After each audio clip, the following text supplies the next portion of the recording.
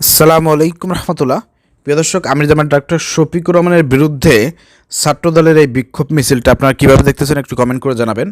এখানে যে স্লোগানগুলো দিচ্ছে এই স্লোগানের তীব্র নিন্দা এবং প্রতিবাদ জানাচ্ছি, কারণ ইতিমধ্যেই ছাত্রদল এবং বিএনপির যে পরিকল্পনা সেটা ফাঁস হয়ে গেছে এবং শিক্ষার্থীরা বুঝতে পারতেছে যে ছাত্রদল যে এই যে আন্দোলনটা করতেছে, বিক্ষোভ মিছিলটা করতেছে, এটা সম্পূর্ণই ভুয়া।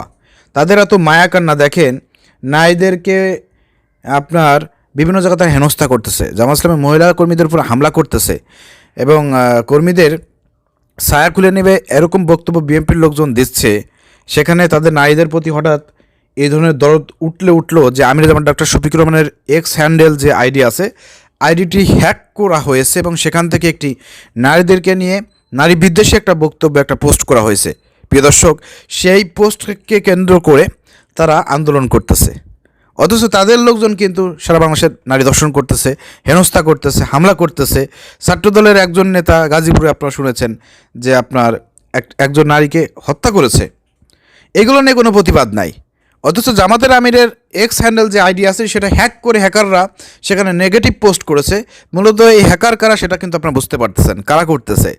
ওরা বুঝতে পেরেছে পরাজয় টের পেয়েই কিন্তু তারা বিভিন্ন কায়দায় এখন জামাতকে হারানোর জন্য একটা পায়তারা শুরু করেছে, একটা ষড়যন্ত্রে লিপ্ত হয়েছে।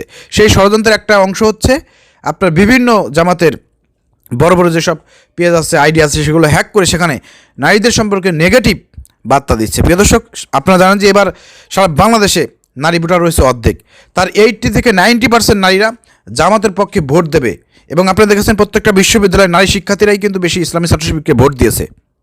তো এটা তারা টের পেয়েছে, এই জন্য নারীদের থেকে জামাত ইসলামকে দূরে সরানো জন্য তারা এই পরিকল্পনা হাতে নিয়েছে যে জামাত ইসলামের এই যে অথবা বিভিন্ন গুরুত্বপূর্ণ ব্যক্তিদের আইডি হ্যাক করে সেখানে নারী বিদ্বেষী বক্তব্য দেবে, আর নারীরা জামাতের প্রতি সেসব বক্তব্য শুনে জামাতের প্রতি তারা বিদ্বেষ পোষণ করবে, জামাতকে আর ভোট দেবে না। এরকম চিন্তাভাবনা থেকেই তারা এই আইডিগুলো হ্যাক করে এই ধরনের নেগেটিভ পোস্ট করতেছে। প্রিয় দর্শক, ইতিমধ্যেই জামাত ইসলামী তারা সংবাদ সম্মেলন করে বিষয়টি স্পষ্ট করেছে যে হ্যাকাররা হ্যাক করে এখানে নারীদেরকে নিয়ে একটা বিদ্রূপ মন্তব্য করেছে।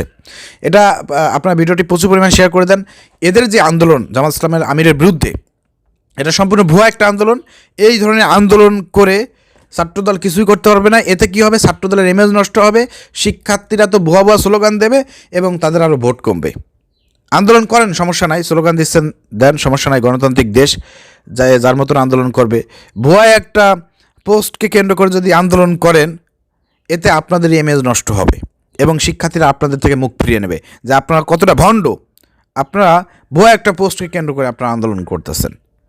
তো এতে করে কোনো লাভ হবে না। ইনশাল্লাহ সারা বাংলাদেশের নারীরা যেভাবে জামাত ইসলামকে ভোট দেবে, যে প্রতিশ্রুতি দিয়েছে এবং আমরা বিশ্ববিদ্যালয়গুলোতে দেখেছি, এটা অব্যাহত থাকবে। এই ধরনের ষড়যন্ত্র করে জামাত ইসলামকে দমন করা যাবে না। প্রিয় দর্শক, ভিডিও শেয়ার করে সত্যটা জানিয়ে দেন। আসসালামু আলাইকুম রহমতুল্লাহ।